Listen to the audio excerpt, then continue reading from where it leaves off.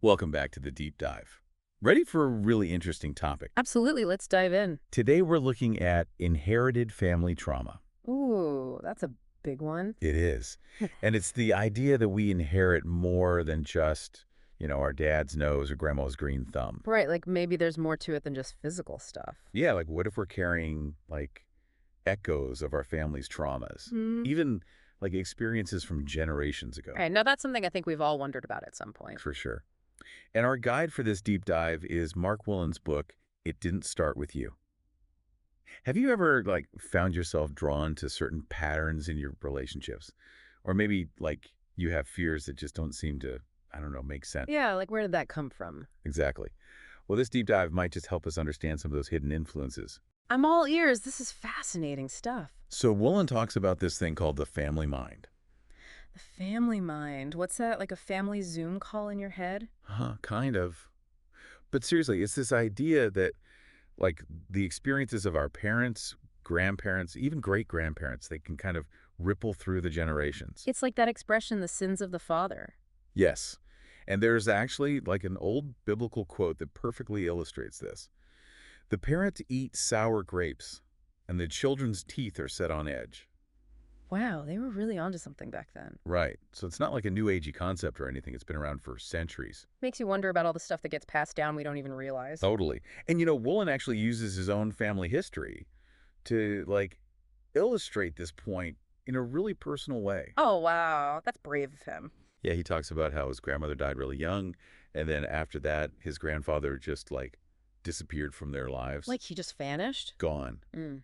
And it created this ripple effect of trauma, Yeah. It impacted his own mother, and then you see how it influenced him. Wow. So it's like this chain reaction almost. Exactly. And this is where early childhood comes into play in a big way. Because those early experiences really shape who we become, right? Yeah, and what Wolin talks about is that those early experiences, especially with our mothers in infancy, they're absolutely crucial because they actually shape the neural pathways in our brains. It's like those early experiences lay the tracks for how we're going to experience everything else. But anything that disrupts that early mother-child bond, whether it's separation, illness, even just emotional distance, it could be super distressing for a baby. Especially because they don't have the words to understand what's going on, right? Right, so it gets wired into their nervous system. It makes sense, though, doesn't it? I mean, babies need that closeness. It's like their lifeline. Totally. It's like this primal need, and when it's disrupted, it's like this deep panic, you're not safe.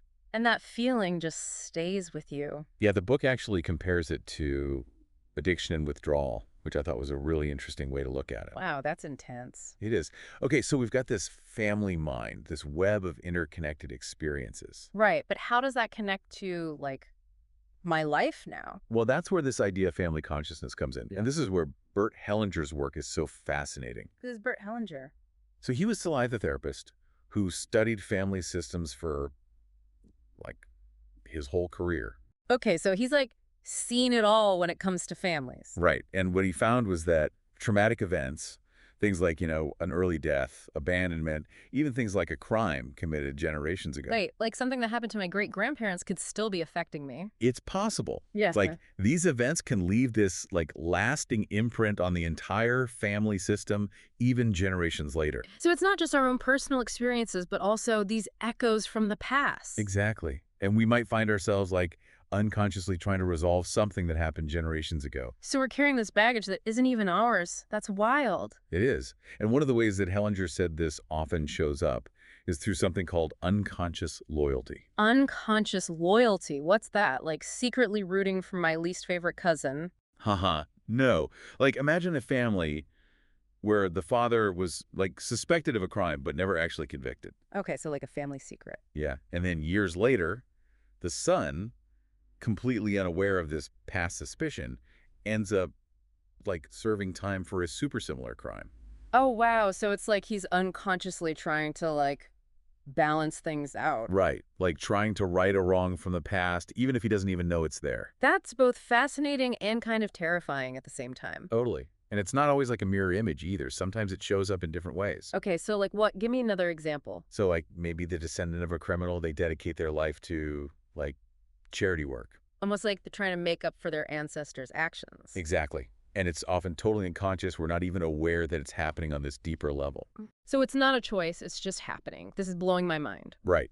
And this is where, like, understanding family systems gets really important. Okay, so how does that work?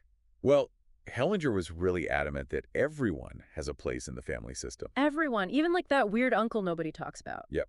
The good, the bad, the forgotten, they all contribute to this, like, big web of interconnected lives. Wow, so it's like we're all connected in ways we don't even realize. Exactly. Yeah. And sometimes those connections can run really, really deep.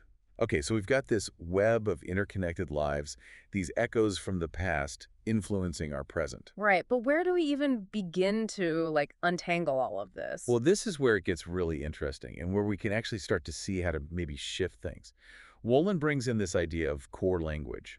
Core language. Okay, what's that?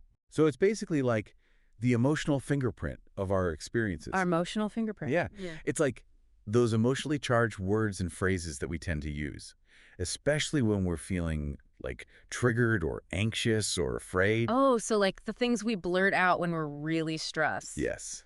And often those words, those phrases, they can actually give us clues to those deeper, like unresolved traumas. Wait, so my word choices could be a sign of trauma.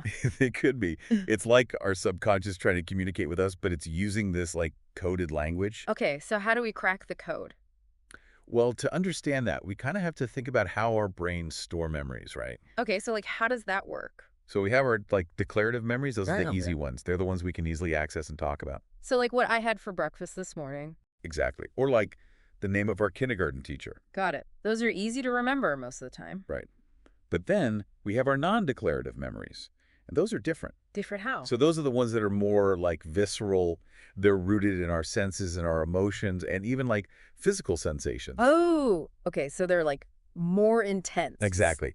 And they're often like nonverbal, meaning they lack language. So they're like feelings we can't quite put into words. Yes. And guess what?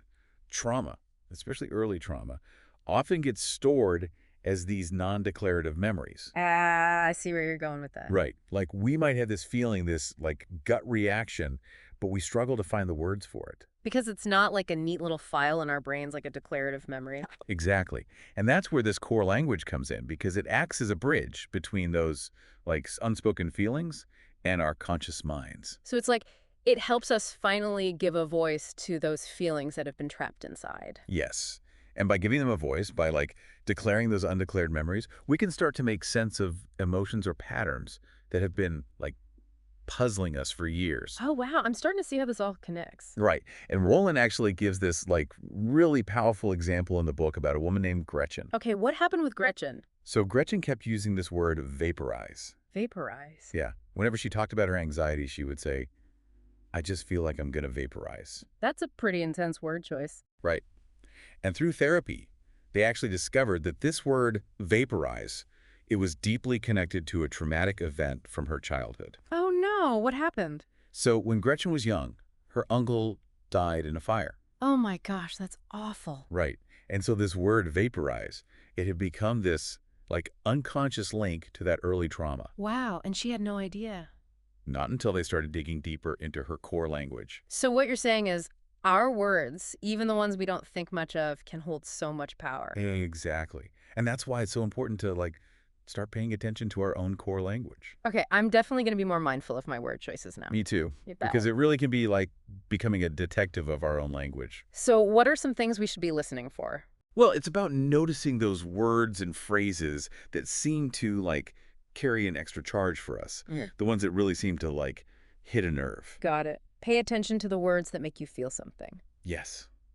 Because those words, they might be trying to tell us something. This is like blowing my mind. Our language is so powerful. It is. And, you know, it's not about getting lost in like blaming our families or the past. Right, because we can't change what happened. Exactly. This is about understanding. It's about like uncovering those hidden influences so we can choose how we want to move forward. So it's about empowerment, not blame. Yes. It's like, okay, now that we see these influences, now that we're aware of them, what do we do with this information? Okay, so we've like uncovered these hidden influences. We're paying attention to our core language. Now what? Like, what do we do with all of this? Yeah, that's the big question, isn't it? But honestly, Just becoming aware of these patterns, of this inherited stuff, it's huge E. Okay, but it still feels kind of like, okay, now what? I hear you. But here's the thing, our brains are amazing, right? They're shaped by our experiences, but they can also change. Like, we have this incredible power to literally rewire our brains. Rewire our brains. Is that like a metaphor, or are we talking actual rewiring? I mean, not literally rewiring, but yeah. It's called neuroplasticity. Basically, our brains can adapt and change throughout our entire lives. Okay, that does make me feel a little better, knowing we're not stuck with whatever wiring we were born with. Exactly. We can create new pathways, new ways of thinking and feeling and reacting. It's pretty amazing when you think about it. So how do we do that? How do we, like, rewire those old pathways, especially when they're connected to, like, deep-seated trauma, maybe even trauma that wasn't ours to begin with? Well, Wolynn talks about a bunch of different practices that can help with this whole rewiring process. Things like visualization, for example. Visualization, like picturing things in your mind. Yes, like vividly imagining a different outcome or response to a situation. It might sound kind of out there, but there's actually research that shows that when we vividly imagine a new positive outcome, we can actually start to rewire those old patterns in our brain. So our minds are literally powerful enough to change our brains. That's wild. It is. And it's not just visualization, there's also meditation, mindfulness practices, even just journaling and therapy. They all tap into this power we have to create new, healthier patterns. So it's not about, like, erasing the past or blaming our families for our problems. It's more about understanding the influences, becoming aware of them, and then consciously choosing a different way forward. Exactly. It's like we're taking all this information, all these insights, and we're using them to empower ourselves to create a different future, one where we're not just reacting to these old patterns. I love that, creating a different future. And it's really amazing when we do this work, when we heal those old wounds and shift those patterns, we're not just doing it for ourselves, right? Right. We're breaking the cycle for future generations. It's like Yeah. we're changing the legacy that gets passed down. That is incredibly powerful. So for our listeners who are, like, ready to dive deeper into this, what's one thing they can do, like, today to start applying what we've talked about? You know, I'd say just start by noticing your language. Like, really pay attention to those words and phrases you keep using, especially the ones that feel really loaded or emotional for you. And what, just like write them down? Exactly. Write them down, think about them, and see if you can find any connections to your own experiences or even your family's history. It's like we're all carrying around these little clues to our own personal mysteries, and sometimes those clues are hidden in plain sight in our everyday language. I love that. It's like becoming a detective of our own lives. Absolutely. And the more we understand about ourselves, about where we come from and what influences us, the more empowered we become to create the kind of life we want, both for ourselves and for generations to come. This has been such an incredible deep dive. Thank you so much for, like, taking us on this journey with you. It's been my pleasure. It's not every day we get to explore the hidden depths of our family histories and the amazing power of our own brains to change and heal. It's been an honor to share this time with you and your listeners. And to our listeners, thank you for joining us on this deep dive. We'll see you next time for another fascinating exploration.